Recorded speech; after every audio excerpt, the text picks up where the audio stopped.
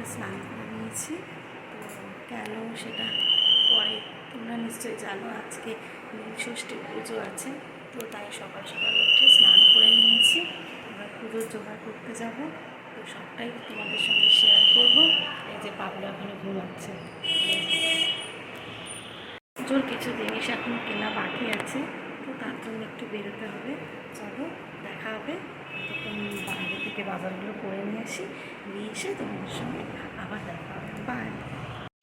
তো বন্ধুরা, বাজার থেকে চলে এসেছি। বাজারে গিয়েছিলাম শুধু একটু ফুল আর মিষ্টি আনার জন্য। সবই বাজার করা ছিল, ফুল মিষ্টিটা নেওয়া হয়নি।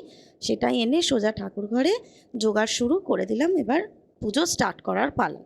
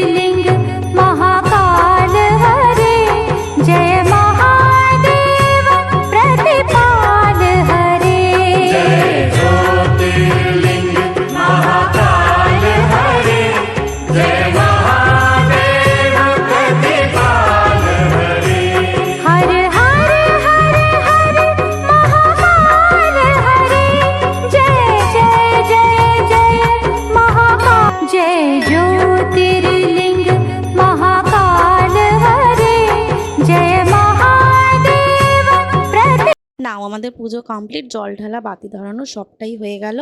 তো অনেকেই হয়তো মন্দিরে যাও, আমরা মন্দিরে যাই না আর কি। সামনে মন্দির আছে কিন্তু যাওয়া হয়ে ওঠে না, তাই ঘরেই করে নিই।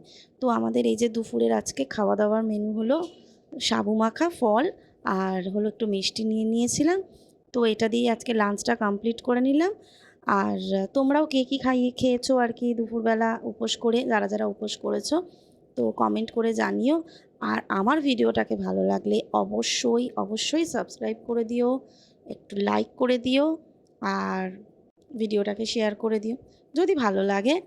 ততক্ষণের জন্য বাই, দেখা হবে নেক্সট কোনো ব্লগে। টাটা।